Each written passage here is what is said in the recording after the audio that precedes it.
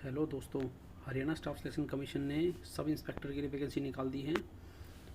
Date of publication जो notification जारी हुआ है वो 15 जून 2021 को जारी हुआ है।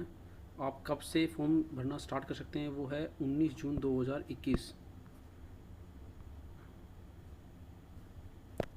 लास्ट डेट क्या है दोस्तों? लास्ट डेट है दोस्तों 2 जुलाई 2021 रात के 12 बजे तक आप भर सकते हैं। लास्ट फीस डिपॉजिट करने की लास्ट डेट है दोस्तों 6 जुलाई 2021। दोस्तों 400 पोस्ट हैं वो सब इंस्पेक्टर मेल के लिए हैं और 65 पोस्ट हैं दोस्तों सब इंस्पेक्टर फीमेल के लिए हैं। आप ये एड्रेस दिया हुआ है, इस एड्रेस पे जाके आप ऑनलाइन अप्लाई कर सकते हैं। कब से कब तक डेट वो आपसे दोस्तों मैंने पहले ही बताई है, 19 जून 2021 से लेके 2 जुलाई 2021 तक रात के 12 बजे तक आप अप्लाई कर सकते हैं। दोस्तों कुछ प्रोसीजर इंस्ट्रक्शन गाइडलाइन दी हुई हैं ऑनलाइन एप्लीकेशन फिल करते टाइम क्या क्या बातों का ध्यान रखना है। तो कुछ जनरल बातें बताई गई हैं, जैसे कि सबसे पहले पॉइंट में लिखा गया है कि लास्ट डेट का वेट ना करते हुए पहले ही एडवांस में आप अपना फॉर्म फिल कर दें। पॉइंट नंबर बी में लिखा हुआ है दोस्तों कि आप ऑनलाइन एप्लीकेशन फिल करते टाइम सारे फील्ड जो भर रहे हो उनको पर्टिकुलरली चेक कर लें और फिल करने के बाद उसका प्रिंट आउट लेके उसके बाद भी आप उसकी करेक्टनेस को चेक कर लें। आप उसको फाइनल सबमिट करने से पहले आप उसको ज़रूर चेक कर लें। दोस्तों पॉइंट सी में लिखा गया है कि कैंडिडेट को अपनी सारी detail all the details fill करनी है ऑनलाइन एप्लीकेशन फॉर्म भरते समय।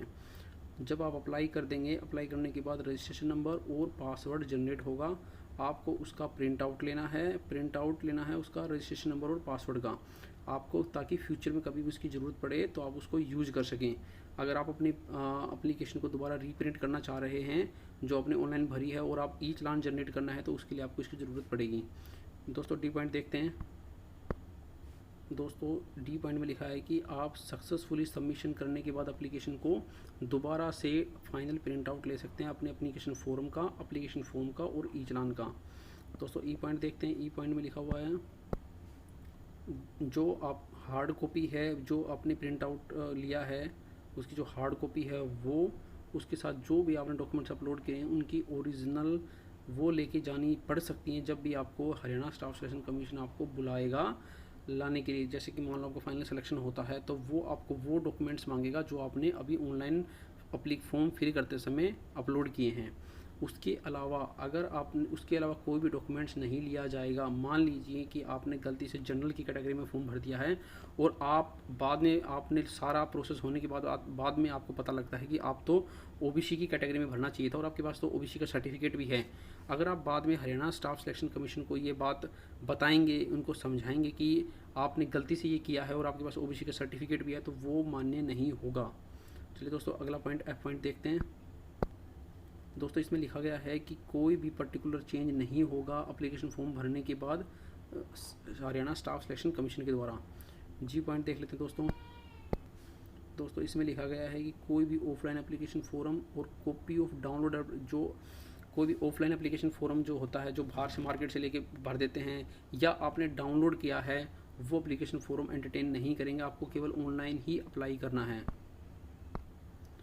दोस्तों अगला पॉइंट एच पॉइंट वो इतना रेलेवेंट नहीं है, उसमें सिर्फ ये बताया गया है कि सिलेक्शन जो होगा वो पंजाब पुलिस रूल्स के जो अप्लीकेबल हरियाणा में होगा, पंजाब पुलिस के जो रूल्स हरियाणा के लिए अप्लीकेबल हैं उस रूल के तहत आपका सिलेक्शन होगा। तो ये इतना आपके लिए इतना रेलेवेंट नहीं है। ये आई पॉइंट देखते हैं। इसमें लिखा गया है कि कैंडिडेट्स जिनकी qualification eligibility conditions cut off date के ऊपर पूरी नहीं है तो वो जो ऑनलाइन सिस्टम है उनकी एप्लीकेशन एक्सेप्ट नहीं करेगा। और बाकी जो सर्टिफिकेट्स हैं कैंडिडेट्स की जो सर्टिफिकेट हैं एजुकेशन क्वालिफिकेशन की हैं, एलिजिबिलिटी की कंडीशंस हैं, सोशो इकोनॉमिक के जो क्राइटेरिया हैं वो सभी कब से डिटरमाइन होंगे, वो लास्ट डेट है फॉर्म भरने की यानी कि 2 जुलाई 2021 वहाँ से डिटरमाइन करी जाएंगी। चलिए दोस्तों नेक्स्ट पॉइंट जे पॉइंट देखते हैं। दोस्तों जे पॉइंट में लिखा गया है कि कमीशन आपके जब आप ऑनलाइन अप्लाई करते हैं फॉर्म तो उस टाइम आपके स्क्रूटनाइज यानी कि चेक नहीं करता है डॉक्यूमेंट्स को, लेकिन जब आपके फाइनल स्क्रूटनी होगी, जब आपका सिलेक्शन हो जाएगा उस टाइम पे आपके डॉक्यूमेंट्स की स्क्रूटनी की जाएगी, आपके डॉक्यूमेंट्स चेक किए जाएंगे। चलिए बढ़ते हैं दोस्तों नेक्स्ट पॉइंट की तरफ। दोस्तों कुछ इंपॉर्टेंट नोट्स दिए गए हैं। सबसे पहला नोट्स दिया गया है कैंडिडेट को अपनी ऑनलाइन एप्लीकेशन भरते टाइम ये केयरफुली डालना, ये केयरफुली, वैसे तो हर फील्ड ही केयरफुली चेक करना है, लेकिन खास करके name, father name, mother name, date of birth, category, qualification, marks obtained, passing marks, sorry obtained passing year, photo, signature, detail and fees जो और इससे रिलेटेड जो भी हैं, इन सभी से अगर इनमें कोई भी गलती भर देते हैं आप तो इनके रिगार्डिंग और आप इनको सबमिट कर देते हैं तो उसके बाद कोई भी रिक्वेस्ट नहीं ली जाएगी इनको चेंज करने के लिए। पहले पॉइंट में यही बताया गया है दोस्तों। दूसरे पॉइंट में क्या बताया गया है दोस्तों, आप जब फाइनल सबमिशन कर देंगे एप्लीकेशन फॉर्म को तो उसके बाद कोई भी चेंज अलाउड नहीं होगा। फाइनल सबमिशन करने से पहले उसमें ऑप्शन होता है आप अपनी एप्लीकेशन फॉर्म को एडिट कर सकते हैं, लेकिन जब फाइनल फॉर्म सबमिट कर देंगे तो उसके बाद कोई भी चेंज अलाउड नहीं होगा। कैंडिडेट खुद ही उस चीज़ के लिए जिम्मेवार होगा। अगर कोई गलती करता है अपने एप्लीकेशन फॉर्म के अंदर और जो फीस पे करता है उसके जो करता है या करती है उसके लिए खुद ही जिम्मेवार होगा। कोई अगर गलती हो जाती है तो कमीशन उसके लिए रिस्पॉन्सिबल नहीं होगा। पॉइंट नंबर 3 देखते हैं दोस्तों। अगर किसी स्टेज पर कैंडिडेट को ये लगता है कि उसने अपना फॉर्म गलत भर दिया है, गलती से गलत भर दिया है, तो उसको अपना एक फ्रेश ऑनलाइन एप्लीकेशन भरना पड़ेगा अलोंग विद फ्रेश, उसके साथ ही फ्रेश ही फीस देनी पड़ेगी। यानी कि पुरानी वाली जो फॉर्म भराया, पुरानी जो फीस दी वो आपका बेकार चला जाएगा, आपको नया ही फिल करना पड़ेगा। स्पेशल इंस्ट्रक्शंस दिए हुए हैं दोस्तों। नंबर 1 दिया हुआ है आप ऑनलाइन अप्लाई कर सकते हैं, फॉर्म भर सकते हैं इस एड्रेस पर जाकर। ये एड्रेस आप जब ये नोटिफिकेशन डाउनलोड करेंगे, मैं इसका लिंक भी दे दूँगा डिस्क्रिप्शन के अंदर, आप जब ये नोटिफिकेशन डाउनलोड करेंगे तो ये क्लिकेबल होता है। ये एप्लीकेशन खोलेंगे, इस पर क्लिक करेंगे तो आप हरियाणा स्टाफ सिलेक्शन कमीशन की वेबसाइट पे पहुंच जाएंगे। वहाँ पे जाके आपको अपना ऑनलाइन एप्लीकेशन फिल करना है। नंबर 2 पॉइंट देखते हैं दोस्तों। पॉइंट नंबर 2 इतना कोई ख़ास नहीं है, तो हर बार ही होता है कि जो कमीशन का जो डिसीजन होता है वो हमेशा फाइनल होता है और कैंडिडेट के ऊपर बाइंडिंग होता है। ये कह रहे हैं कि कोई भी जो डिसीजन होगा, जो एक्सेप्टेंस और रिजेक्शन, जो एप्लीकेशन की एक्सेप्ट होती है, रिजेक्ट होती है, या एलिजिबिलिटी, सूटेबिलिटी, यानी कि कैंडिडेट एलिजिबल है, सूटेबल है या नहीं है, जो सिलेक्शन का क्राइटेरिया है वो सब कमीशन ही डिसाइड करेगा और वो मान्य होगी कैंडिडेट के ऊपर। तो दोस्तों ये तो हर फॉर्म के अंदर ही जो भी गवर्नमेंट ऑर्गेनाइजेशन कंडक्ट करवाती है एग्ज़ाम, वो उसकी एक पैट लाइन होती है। तो अगला पॉइंट देखते हैं दोस्तों। अगले पॉइंट में बताया गया है दोस्तों, पॉइंट नंबर 3 में बताया गया है कि जो भी कैंडिडेट अप्लाई कर रहे हैं पोस्ट के लिए वो इंश्योर कर लें कि वो अपनी फुलफिल करते हैं कंडीशन को। लास्ट डेट ऑफ एप्लीकेशन जो है 2 जुलाई 2021 है, उस डेट को अपनी एलिजिबिलिटी फुलफिल करते हैं या नहीं करते हैं। अगला पॉइंट दोस्तों, पॉइंट नंबर 4 देखते हैं दोस्तों। पॉइंट नंबर 4 में बताया गया है कि अगर वेरिफिकेशन किसी भी स्टेज पर, एट एनी स्टेज, किसी भी स्टेज पे अगर ये फॉर्म भरने के बाद किसी भी स्टेज पे अगर ये पता चलता है, वेरिफिकेशन होने पे ये पता चलता है कि कैंडिडेट ने जो इन्फॉर्मेशन दी है वो सही नहीं है और वो फुलफ़िल नहीं करता एलिजिबिलिटी कंडीशन को, और उसने गलत इन्फॉर्मेशन दी है और या इनकरेक्ट दी है, तो उसकी कैंडिडेचर कैंसिल कर दिया जाएगा और वो क्रिमिनल प्रोसिक्यूशन का भी हकदार होगा। और इस बात का फ़र्क नहीं पड़ता है कि उस कैंडिडेट को उस चीज़ का बेनिफिट मिला है या नहीं मिला है, उसका कैंडिडेचर कैंसिल कर दिया जाएगा और वो क्रिमिनल प्रोसिक्यूशन का हकदार होगा। नंबर 5 दोस्तों, पॉइंट नंबर 5 में बताया गया है दोस्तों, कैंडिडेट चाहे किसी भी कैटेगरी का हो, उसको सिर्फ एक ही ऑनलाइन सबमिट करनी है एप्लीकेशन। एक से ज़्यादा करने पर ऑटोमेटिकली रिजेक्शन हो जाएगा कैंडिडेट का, और जिस कैटेगरी के लिए अप्लाई किया है दोस्तों उसने, वो केवल उसी कैटेगरी के लिए माना जाएगा। अगला पॉइंट देखते हैं दोस्तों। अगला पॉइंट दिया हुआ है कि हरियाणा स्टाफ सिलेक्शन कमीशन के पास राइट है, वो कभी भी किसी भी कैंडिडेट को बुला सकता है, उसकी जो प्रिंटेड कॉपी है एप्लीकेशन फॉर्म की और उसके साथ अपलोड जो डॉक्यूमेंट किए हैं उनको लेके, साथ में जो अपलोड डॉक्यूमेंट किए हैं उनकी ओरिजिनल सर्टिफिकेट लाने के लिए, साथ में उनकी फ़ोटोकॉपी जो सेल्फ अटेस्टेड होंगी वो भी लाने के लिए, साथ में आइडेंटिटी प्रूफ हो, जैसे कि आइडेंटिटी कार्ड में driving licence, passport, voter card, PAN card, Aadhaar card, जो भी सूटेबल हो। चलिए दोस्तों, अगला पॉइंट है details of post and qualification. अभी पोस्ट एंड क्वालिफिकेशन देखते हैं। चलिए दोस्तों, डिटेल्स ऑफ पोस्ट क्वालिफिकेशन देख लेते हैं। Police department Haryana, category number 1 है, 400 पोस्ट हैं सब इंस्पेक्टर मेल री एडवर्टाइजमेंट किए गए हैं। ये पहले भी निकली होंगी, वो कैंसिल हो गए होंगे, अब ये दोबारा निकाली है वैकेंसी। जनरल की 144 वैकेंसी हैं। बाकी आप देख सकते हैं एससी की और बीसीए की, बीसीबी की, ये सभी आप चेक कर सकते हैं किस किस कैटेगरी में कितनी वैकेंसीज़ हैं। एजुकेशन क्वालिफिकेशन फॉर कैटेगरी 1 यानी कि कैटेगरी 1 जो ऊपर दी गई है ये वाली कैटेगरी, इसके लिए पहली है एक ग्रेजुएशन होना चाहिए बंदा, पहले तो जो कैंडिडेट है वो ग्रेजुएशन होना चाहिए। दूसरा उसके बाद 10th क्लास के अंदर मैट्रिक जो 10th क्लास है वो उसके अंदर हिंदी या संस्कृत है जो मेन सब्जेक्ट होना चाहिए। तो फिजिकल मेजरमेंट देख लेते हैं।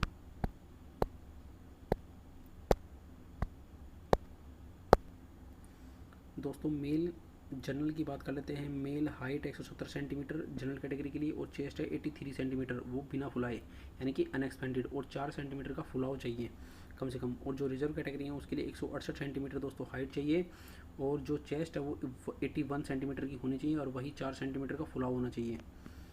और जो ये फिजिकल मेजरमेंट टेस्ट होता है वो क्वालिफाइंग नेचर का होता है। एज दोस्तों जो लिमिट है वो 21 से 27 साल है।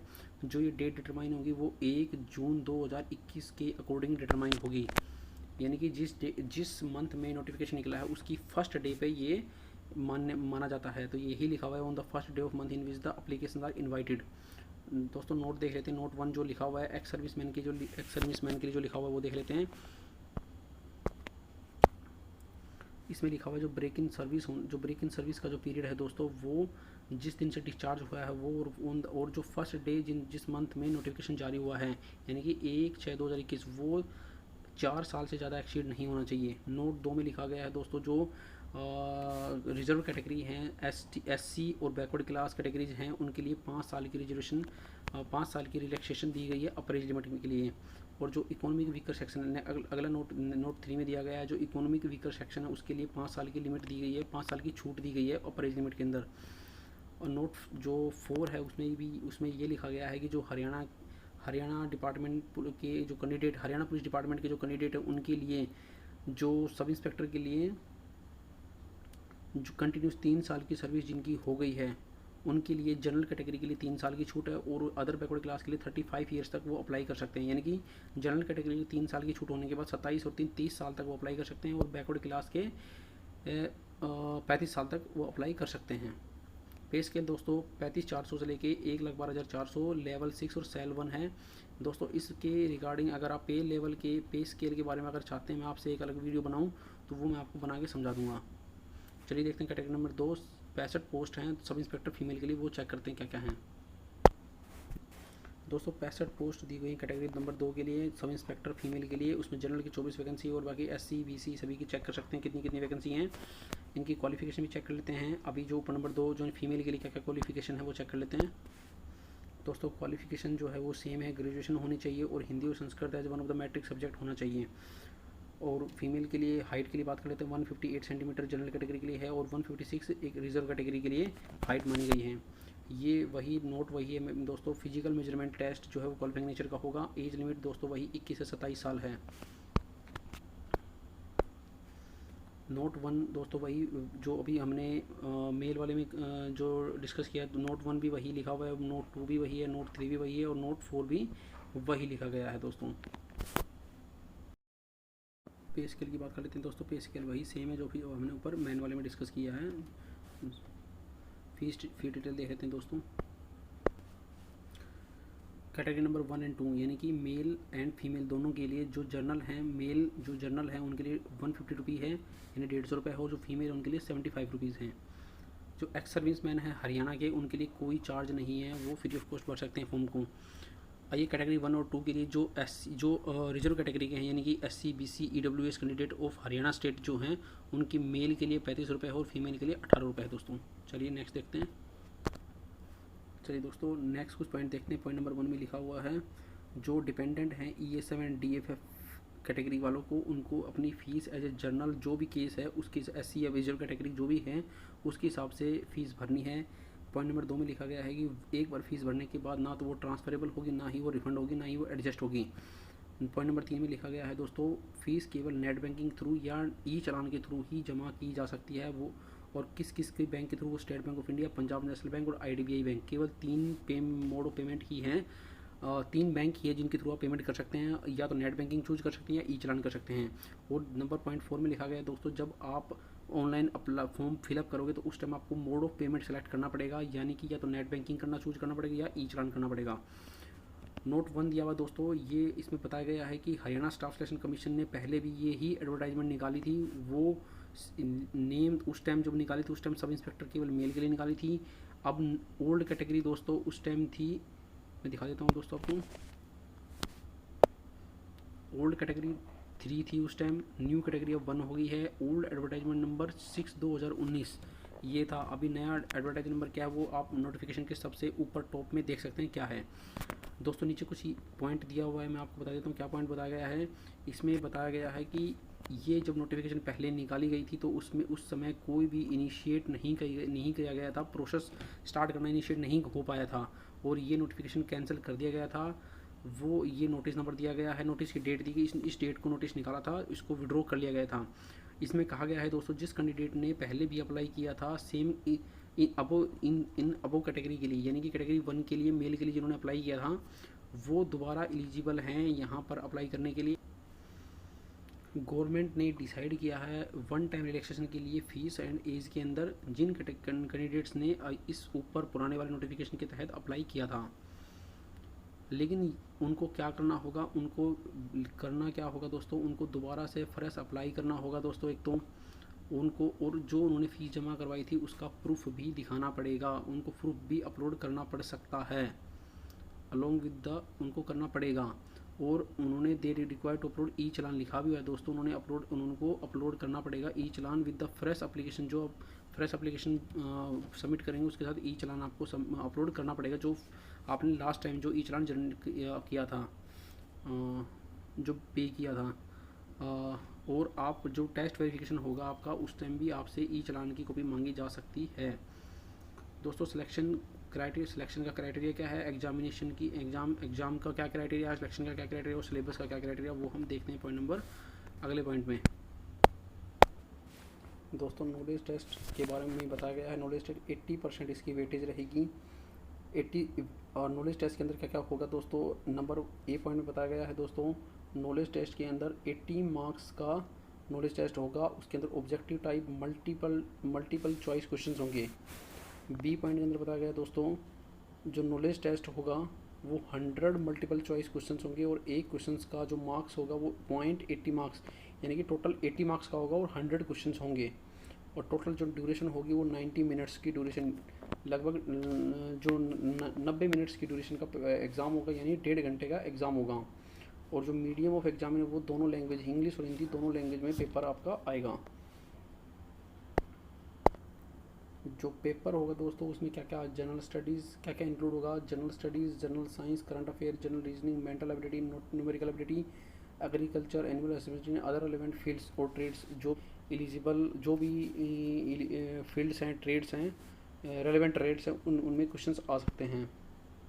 नेक्स्ट देखते हैं दोस्तों, और 10 अगले पॉइंट में दोस्तों बताया गया है कि 10 क्वेश्चंस कम से कम बेसिक नॉलेज ऑफ कंप्यूटर के वो क्वेश्चंस होंगे। और जो स्टैंडर्ड होगा क्वेश्चंस का वो क्या होगा दोस्तों, वो एक एजुकेटेड पर्सन लिखा हुआ है, to be expected from an educated person. जो एक हम एजुकेटेड पर्सन से जो एक्सपेक्ट करते हैं, ग्रेजुएशन लेवल के एक एजुकेटेड पर्सन से जो हम एक्सपेक्ट करते हैं for the post of sub inspector की पोस्ट के लिए जो एक एजुकेटेड पर्सन है, उस जो ग्रेजुएशन लेवल का जो एक एजुकेटेड पर्सन है उससे जो हम एक्सपेक्ट करते हैं उस लेवल के हम उसमें क्वेश्चंस डाल सकते हैं, ये बोल रहे हैं हरियाणा स्टाफ सिलेक्शन कमीशन।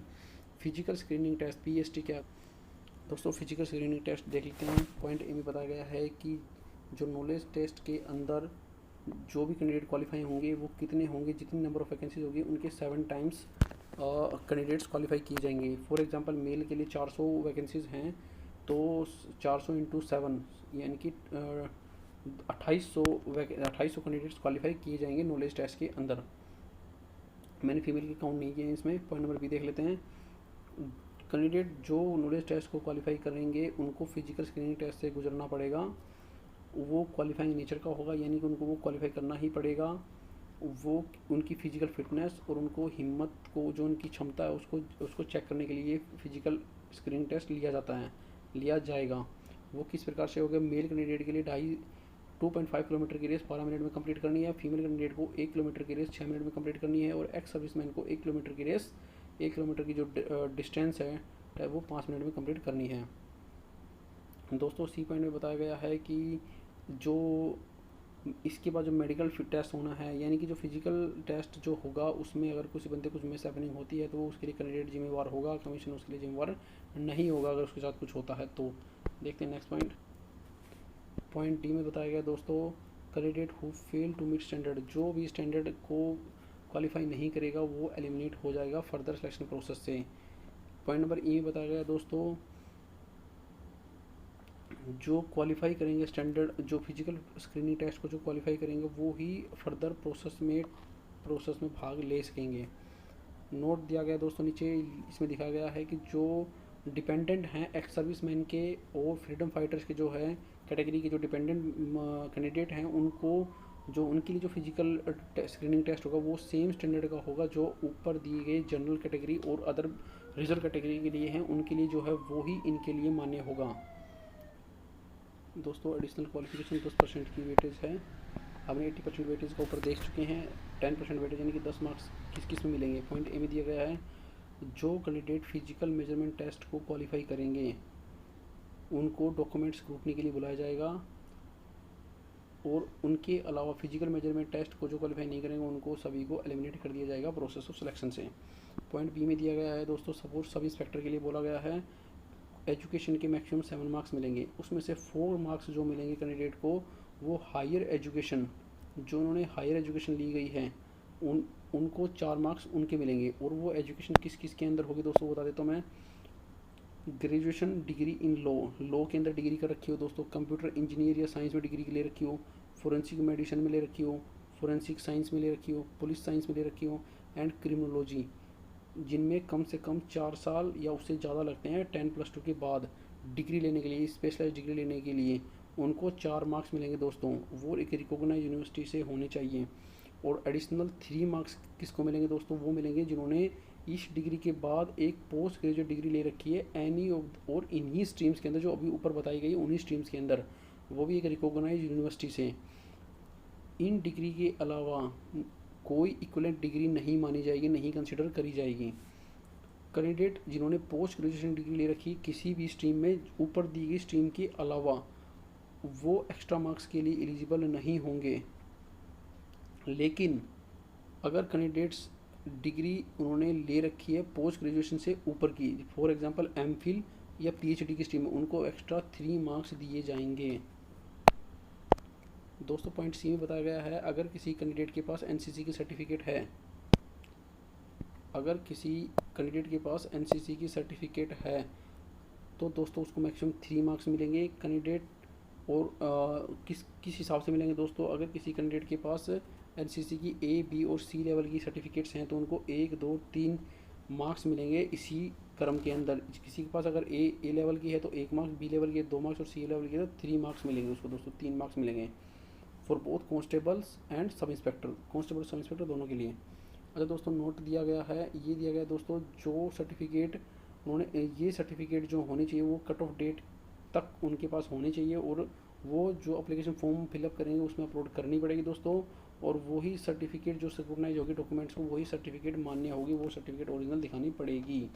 तो दोस्तों 80% और 10% 90% का देख चुके हैं हम टोटल मार्क्स का। अब जो मिसलेनियस 10% की जो वेटेज बच गई, यानी कि 10 मार्क्स टोटल हो जाएंगे यहाँ तक हमारा 100।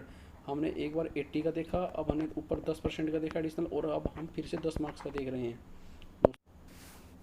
दोस्तों। 5 मार्क्स दिए जाएंगे अगर कैंडिडेट खुद या फिर कैंडिडेट के फादर, मदर, स्पाउस, ब्रदर, सन, जो भी केस हो, जिस भी केस में हो, वो रेगुलर एम्प्लॉय नहीं है किसी भी डिपार्टमेंट में, बोर्ड में, corporation, company, statutory body, commission authority of government of Haryana और एनी अदर स्टेट गवर्नमेंट और गवर्नमेंट ऑफ इंडिया में। नेक्स्ट पॉइंट नंबर 2 पॉइंट बोला गया 5 मार्क्स किसको दिए जाएंगे दोस्तों, अगर विडो है कोई, अगर फर्स्ट या सेकंड चाइल्ड, अगर या बंदा जो कैंडिडेट है वो फर्स्ट या सेकंड चाइल्ड है और उसके फादर की डेथ हो गई है, फादर ने 42 साल एज अटेंड करने से पहले अगर उसकी डेथ हो गई है फादर साहब की, तो उस बच्चे को, उस कैंडिडेट को 5 मार्क्स दिए जाएंगे। थर्ड पॉइंट में बोला गया है दोस्तों, अगर फर्स्ट या सेकंड चाइल्ड है और उनके फादर की डेथ हो गई है और बच्चे ने एज 15 ईयर्स की अटेंड नहीं किया है, यानी कि अब पहले सेकंड पॉइंट में बोला गया था फादर ने एज 52 अटेंड करने से पहले अगर डेथ हो जाए, सेकंड पॉइंट में बोला गया है कि बच्चे को 15 ईयर्स की एज अटेंड करने से पहले अगर फादर की डेथ हो जाती तो उस केस में 5 मार्क्स दिए जाएंगे। अगर किसी की डेथ हो गई है अनफॉर्चुनेटली तो उसको 5 मार्क्स दिए जाएंगे। नेक्स्ट पॉइंट देखते हैं दोस्तों।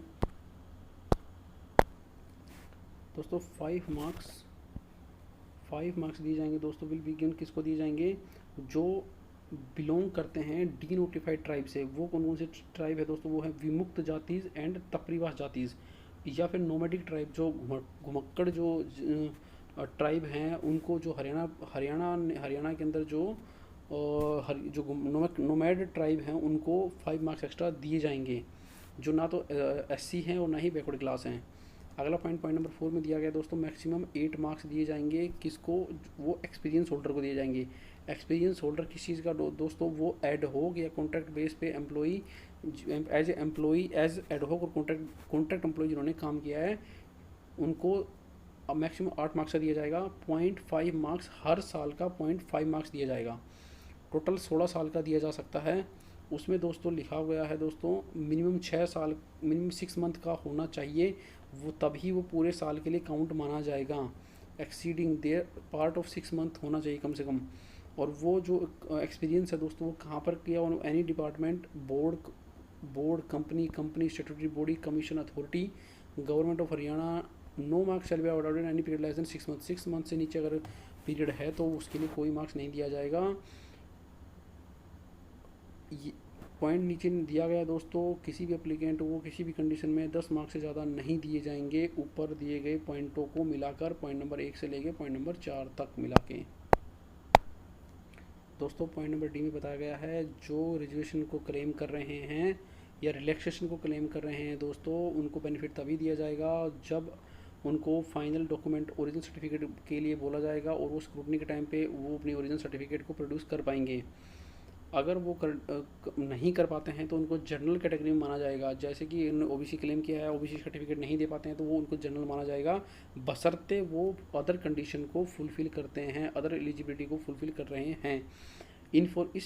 इस रिगार्ड के अंदर इस चीज़ को ध्यान में रखते हुए इस चीज़ के लिए इन्फॉर्मेशन वेबसाइट पर डाल दी जाएगी, ऐसा बोला गया है दोस्तों। नीचे पॉइंट दिया गया है दोस्तों, नोट दिया गया है जो सोशो इकोनॉमिक क्राइटेरिया के लिए अगर कोई क्लेम कर रहा है और वो उनको एडमिसिबल भी है अगर कैंडिडेट को, तो वो किसको एडमिसिबल है दोस्तों, वो सिर्फ हरियाणा डोमिसाइल के कैंडिडेट को ही एडमिसिबल है। उनको रिक्विजिट और जिन्होंने ये डिटेल अपने ऑनलाइन फॉर्म फिल करते समय डाली है, उन्होंने डाला है, इशू अथॉरिटी का नाम डाला है, डेट ऑफ इशू डाला है, रेफरेंस नंबर सभी चीज़ डाली है, अपलोड की है रिक्विजिट वैलिड, और जो डॉक्यूमेंट वेरिफिकेशन होगा उस टाइम पे वो प्रोड्यूस कर पाते हैं तो उनको उस चीज़ का क्लेम मिल जाएगा। नेक्स्ट पॉइंट देखते हैं एग्जामिनेशन शेड्यूल दोस्तों।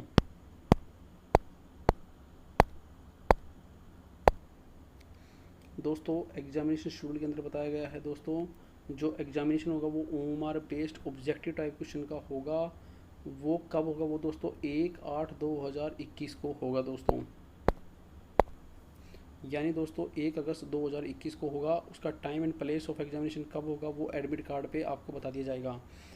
आगे बताया गया है कि हरियाणा स्टाफ सिलेक्शन कमीशन के पास ये रिजर्व राइट है, ये राइट है कि वो इसको रीशेड्यूल कर सकता है, चेंज कर सकता है शेड्यूल को, एडमिनिस्ट्रेटिव ग्राउंड के ऊपर इसको चेंज कर सकता है। एडमिनिस्ट्रेटिव ग्राउंड क्या होगा दोस्तों, जैसे कि अभी कोरोना फैला हुआ है तो इसको आगे भी कर सकते हैं, पहले भी कर सकते हैं, पहले के चांस बहुत कम है, इसको आगे फर्दर एक्सटेंड ही करेंगे जहाँ तक लग रहा है। टाइम पे हो जाए तो बहुत बढ़िया है दोस्तों कैंडिडेट्स के लिए। अप्लीकेंट को ये एडवाइस किया जाता है कि वो वेबसाइट को रेगुलर चेक कर लें। किसी भी कैंडिडेट को इंडिविजुअल नोटिफिकेशन नहीं दिया जाएगा कि एग्ज़ाम आगे फर्दर पोस्टपोन कर रहे हैं, उनको वेबसाइट पे जाके चेक करना होगा। नेक्स्ट पॉइंट देखते हैं दोस्तों रेगुलेटरी फ्रेमवर्क, ये इतना कुछ खास नहीं है, सिर्फ ये बताया गया है कि इनको नीचे दिया गया है, नीचे चेक कर लीजिए एनेक्चर 1, एनेक्चर 2, एनेक्चर 3 क्या क्या हैं। चलिए देखते हैं दोस्तों नोट दिए हुए हैं दोस्तों नीचे, मैंने सारे नोट्स देख लिए, इतना कुछ खास नहीं दिया गया नोट्स, इतना सब जर्नल हैं। ज़्यादातर सभी में ये लिखा गया है कि आप ऑनलाइन एप्लीकेशन फिल करते समय सभी जो चीज़ें हैं वो बहुत ही ध्यान से भरें, बाद में चेंज नहीं हो पाएंगी, आपके पैसे भी वेस्ट जाएँ। तो इससे ज़्यादा बेटर है कि हर चीज़ को ध्यान से ऑनलाइन एप्लीकेशन फिल करें। मैं आपको जो मेन पॉइंट है वो बता देता हूँ, क्या क्या पॉइंट हैं दोस्तों। एक और चीज़ दोस्तों, अगर आप कोई भी चीज़ क्लेम कर रहे हैं, आप रिजर्व कैटेगरी क्लेम कर रहे हैं, एक्स सर्विसमैन क्लेम कर रहे हैं, डिपेंडेंट का क्लेम कर रहे हैं, तो दोस्तों वो आप अपनी ऑनलाइन एप्लीकेशन फिल करते समय ज़रूर ही अपलोड करें, डॉक्यूमेंट सपोर्टिंग डॉक्यूमेंट अपलोड करें, उसमें मेंशन करें। अदरवाइज़ आपको बाद में बहुत ज़्यादा परेशानी आ जाएंगी। बाद में ये क्लेम करने में क्लेम तो हो ही नहीं पाएगा दोस्तों, तो आप इसको ज़रूर ध्यान दें इस बात का। पॉइंट नंबर 9 बड़ा ही बोल्ड किया हुआ है दोस्तों, इसमें लिखा गया है कि हर कैंडिडेट को वेबसाइट को विजिट करते रहना है, किसी को भी इंडिविजुअल इन्फॉर्मेशन नहीं दी जाएगी कि कब एग्ज़ाम हो रहा है, पोस्टपोन हो रहा है, नहीं हो रहा, तो वेबसाइट विजिट करते रहना है। पॉइंट नंबर 11 बहुत ही इंपॉर्टेंट है दोस्तों, जो हरियाणा के अलावा अदर स्टेट के अप्लाई कर रहे हैं, मान लो राजस्थान की अप्लाई कर रहे हैं, तो उनको जनरल कैटेगरी में ही ट्रीट किया जाएगा, उनको रिजर्व कैटेगरी नहीं माना जाएगा। अगर कोई राजस्थान में ओबीसी कैटेगरी का बंदा, ओबीसी कैटेगरी का कैंडिडेट अगर फिल करना चाहे, ओबीसी कैटेगरी के अंदर वो नहीं माना जाएगा, वो जनरल कैटेगरी में ही कम्पीट करेगा। बहुत ही इंपॉर्टेंट पॉइंट है दोस्तों ये। दोस्तों नेक्स्ट है डेफिनेशन ऑफ वार्ड और डिपेंडेंट, वार्ड और डिपेंडेंट्स। तो दोस्तों इसमें सब जनरल चीज़ें ही लिखी गई हैं, आप इसमें देख सकते हैं, पढ़ सकते हैं क्या क्या लिखा गया है। मैं कुछ इंपॉर्टेंट पॉइंट्स मेंशन कर देता हूँ दोस्तों, इसमें कुछ खास मेंशन नहीं किया गया है, आप इनको पढ़ सकते हैं। नेक्स्ट देखते हैं documents to be uploaded along with application form. दोस्तों अगला पॉइंट है documents to be uploaded with application form. सबसे पहले तो एसेंशियल एकेडमिक क्वालिफिकेशन की स्कैंड कॉपी आपको अपलोड करनी है, जिसमें मैट्रिकुलेशन की सर्टिफिकेट, जिसमें डेट ऑफ बर्थ शो हो रहा हो और अदर रिलेवेंट डिटेल शो हो रही हो। स्कैंड कॉपी जो आप कैटेगरी अगर मैन कैटेगरी आप अगर क्लेम कर रहे हैं, एससी ओबीसी ई या सम या डिपेंडेंट वाले, तो वो आपको इसमें अपलोड करनी है। नेक्स्ट 3 पॉइंट में दिया गया है दोस्तों, जो आप वेटेज मार्क्स क्लेम कर रहे हैं सोशो इकोनॉमिक क्राइटेरिया के लिए, वो भी आपको अपलोड करनी है। अलोंग विद हरियाणा का जो डोमिसाइल है वो भी आपको अपलोड करना है। अगला 4th पॉइंट है दोस्तों, आपको आपकी फ़ोटो अपलोड करनी है। 5 पॉइंट है दोस्तों, आपको सिग्नेचर अपलोड करना है। 6 पॉइंट है दोस्तों, आपको सभी सपोर्टिंग डॉक्यूमेंट्स हायर क्वालिफिकेशन के एक्सपीरियंस के आपको, और जिनमें कैंडिडेट ने मार्क्स ऑब्टेन किए हैं वो सभी आपको अपलोड करने हैं। पॉइंट नंबर 7 बोल्ड किया हुआ है दोस्तों, इंपॉर्टेंट है, जो भी डॉक्यूमेंट्स आप अपलोड करेंगे वो स्क्रूटनी के टाइम पे वही डॉक्यूमेंट्स माने जाएंगे, उसके अलावा आप कोई भी डॉक्यूमेंट्स को प्रोड्यूस नहीं कर सकते, वो आपके डॉक्यूमेंट्स नहीं माने जाएंगे। डॉक्यूमेंट्स की स्क्रूटनी कैसे होगी दोस्तों वो देख लेते हैं। चलो दोस्तों स्क्रूटनी डॉक्यूमेंट्स में लिखा गया है कि जो डॉक्यूमेंट्स आप अपलोड करेंगे, केवल वही माने जाएंगे, कंसिडर किए जाएंगे। उसके अलावा कोई भी डॉक्यूमेंट्स, अदर डॉक्यूमेंट्स जो आप देंगे वो डॉक्यूमेंट्स अपलोड नहीं माने जाएंगे। अपलोड किए हैं केवल वही डॉक्यूमेंट्स मान्य होंगे। अगर आप अपने डॉक्यूमेंट्स को प्रॉपर अपलोड नहीं करते हैं या जो सपोर्टिंग डॉक्यूमेंट्स नहीं करते हैं, तो आपका कैंडिडेट कैंसिल कर दिया जाएगा। उसके लिए कैंडिडेट खुद ही जिम्मेवार होगा, वो इनकरेक्ट या नोट प्रॉपर डॉक्यूमेंट देने की वजह से। अगला पॉइंट दिया गया दोस्तों, action against candidate found guilty of misconduct. ये दोस्तों जनरल है, वो एक पैटलाइन होती है कि गलत इन्फॉर्मेशन नहीं देनी है, गलत इन्फॉर्मेशन होती है तो प्रोसिक्यूशन हो जाएगा वगैरह वगैरह। नेक्स्ट देखते हैं दोस्तों एग्ज़ाम के टाइम पे आपको अपना एग्ज़ाम देना है, फालतू बकवास नहीं करनी, सिर्फ यही लिखा हुआ है इसमें। दोस्तों नेक्स्ट पॉइंट में लिखा गया है, जिन्होंने अपनी डिग्री ऐसे कॉलेज यूनिवर्सिटी से ली है जिनमें हरियाणा गवर्नमेंट ने उनको फेक डिक्लेयर किया गया है, तो वो कैंसिल कर दी जाएगा, उनका कैंडिडेचर कैंसिल कर दिया जाएगा, उसके रिगार्डिंग कोई रिप्रेजेंटेशन मान्य नहीं होगी। दोस्तों एग्ज़ाम देते टाइम कोई चालाकी ना करना, साफ साफ लिखा गया है कि वीडियो फुटेज सीसीटीवी कैमरे लगे होंगे और वीडियोग्राफी भी होगी, तो एग्ज़ाम के टाइम पे सिर्फ एग्ज़ाम दें। दोस्तों नेक्स्ट बताया गया है 4 नंबर पॉइंट के अंदर, जो आपकी एप्लीकेशन रिजेक्ट कब कब हो सकती है। एक से ज़्यादा अप्लाई करते हैं अपना फॉर्म। दोस्तों पहला पॉइंट दिया गया है दोस्तों, अगर आप एक कैटेगरी के अंदर, पर्टिकुलर कैटेगरी के अंदर एक से ज़्यादा एप्लीकेशन अप्लाई कर देते हैं। नंबर 2 में दिया गया है दोस्तों, इनकम्प्लीट अगर है आपकी फॉर्म इनकम्प्लीट है तो भी आपका रिजेक्ट हो जाएगा। नंबर 3 है दोस्तों, जो फुल फीस है वो आपने जिस मैनर में प्रिस्क्राइब करी गई है जैसे भरनी है वैसे नहीं भरते हैं तो डिस्क्वालीफाई हो जाएगा। 4 नंबर पॉइंट में लिखा गया दोस्तों, अगर हिंदी संस्कृत की नॉलेज एज पर एडवर्टाइजमेंट की नहीं है आपको तो भी डिस्क्वालीफाई हो जाएगा एप्लीकेशन। नेक्स्ट 5 पॉइंट में दिया गया दोस्तों, अगर आपके academic qualification cut off date पर नहीं है आपके पास तो भी आप डिस्क्वालीफाई हो जाएंगे। नंबर 6 के अंदर दिया गया दोस्तों, अगर आपने visible identification marks appropriate column के अंदर नहीं डाला तो भी डिस्क्वालीफाई हो जाएंगे। नंबर 7 के अंदर लिखा गया दोस्तों, कट ऑफ डेट के ऊपर अगर आप अंडर एज हैं या ओवर एज हैं, यानी कि कम एज है या ज़्यादा एज है, तो भी डिस्क्वालीफिकेशन का रीज़न होगा। नंबर 8 पॉइंट के अंदर दिया गया दोस्तों, ऑनलाइन एप्लीकेशन फॉर्म भरते समय जो ओरिजिनल डॉक्यूमेंट आप डालेंगे उनमें अगर कोई वेरिएशन मिलता है, कोई गलत मिलता है, कोई अलग कुछ डॉक्यूमेंट्स मिलते हैं तो वो आपका रिजेक्शन हो सकता है। और नेक्स्ट 9 है दोस्तों, अगर आप एसेंशियल क्वालिफिकेशन एडवर्टाइजमेंट के हिसाब से नहीं करते हैं, लैग करते हैं उसमें, तो भी आपका उम्मीद करता हूँ दोस्तों मैंने हर चीज़ एक्सप्लेन कर दी है और आपको समझ में आ गया है। अगर आपको समझ में नहीं आए तो कमेंट करके पूछ सकते हैं, मैं हर कमेंट का पर्सनली रिप्लाई करूँगा। मिलते हैं एक नई वीडियो में नई नोटिफिकेशन के साथ, तब तक जय हिंद जय Bharat. Thank you for watching, thank you.